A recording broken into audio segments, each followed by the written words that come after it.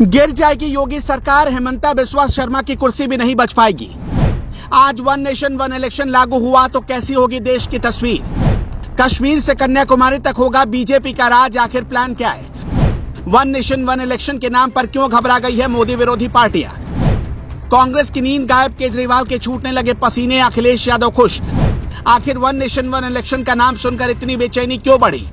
अचानक ब्रिक्स से लौटते ही मोदी को क्यों बुलानी पड़ी विशेष बैठक। एक मास्टर स्ट्रोक से राहुल गांधी का सपना हो जाएगा चकनाचूर, केजरीवाल देखते रह जाएंगे। ममता दीदी भी आजकल परेशान हो गई हैं जब से उन्होंने सुना है कि मोदी सरकार वन नेशन वन इलेक्शन ला रही है। अचानक मोदी ने बुला ली इतनी बड़ी मीटिंग कि बदल जाएगा संविधान, सीधे 5 संशोधन आएंगे और ये 5 संशोधन देश की नई तकदीर लिखेंगे। फिर तो कश्मीर से कन्याकुमारी तक होगा सिर्फ भगवा राज। बीजेपी को 2050 तक कोई हरा नहीं पाएगा, सिर्फ बीजेपी जीतती चली जाएगी चुनाव। क्या से क्या होगा पहले ये समझिए। अगर वन नेशन वन इलेक्शन लागू हुआ तो राज्यों में जिन सरकारों ने 2.5 साल का कार्यकाल पूरा कर लिया उनकी कुर्सी चली जाएगी। जिन सरकारों का कार्यकाल 2.5 साल से कम का है उन्हें 1 से 2.5 साल एक्स्ट्रा शासन करने का मौका मिल सकता है। मध्य प्रदेश के मुख्यमंत्री शिवराज सिंह चौहान फायदे में रहेंगे, उनका कार्यकाल 4 महीने तक और बढ़ सकता है। सिर्फ शिवराज ही नहीं बल्कि छत्तीसगढ़ और राजस्थान के मुख्यमंत्री का कार्यकाल भी 4 महीने तक के लिए बढ़ सकता है। ऐसी हालत में सबसे ज्यादा फायदे में कोई रहेगा तो योगी आदित्यनाथ की सरकार रहेगी,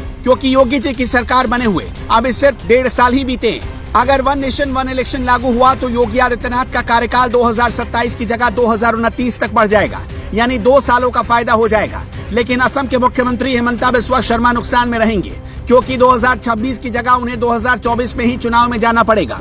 और पश्चिम बंगाल के मुख्यमंत्री ममता बनर्जी सबसे ज्यादा नुकसान में चली जाएंगी, क्योंकि अगर सरकार मान लीजिए कि 30 सितंबर को भी कट ऑफ डेट रख देती है वन नेशन वन इलेक्शन का, तो मतलब ये होगा कि ममता बनर्जी 2 या 3 दिनों से चूक जाएंगी और इस तरह से उन्होंने अपने कार्यकाल का 2.5 साल पूरा कर लिया होगा। लिहाजा उन्हें साल 2024 में ही चुनाव में जाना पड़ेगा।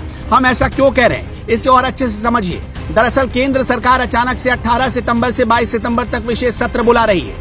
1977 में तमिलनाडु और नागालैंड में राष्ट्रपति शासन को विस्तार देने के लिए राज्यसभा का विशेष सत्र बुलाया गया। इसके बाद साल 1991 में हरियाणा में राष्ट्रपति शासन की मंजूरी के लिए संसद का विशेष सत्र बुलाया गया।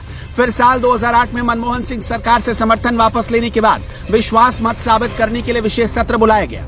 इसका मतलब इतना तो जाहिर है कि मोदी सरकार कुछ स्पेशल करने जा रही है, इसलिए उसने विशेष सत्र बुलाया है। अब ये विशेष क्या हो सकता है और क्यों इसी बात की चर्चा हो रही है कि सरकार वन नेशन वन इलेक्शन लागू कर सकती है। सिर्फ एक तस्वीर इसका जवाब दे रही है। जिस दिन संसदीय कार्य मंत्री ने ट्वीट करके विशेष सत्र की जानकारी दी, उसके दूसरे ही दिन बीजेपी के राष्ट्रीय अध्यक्ष जेपी नड्डा देश के पूर्व राष्ट्रपति रामनाथ कोविंद से मिलने पहुंच गए।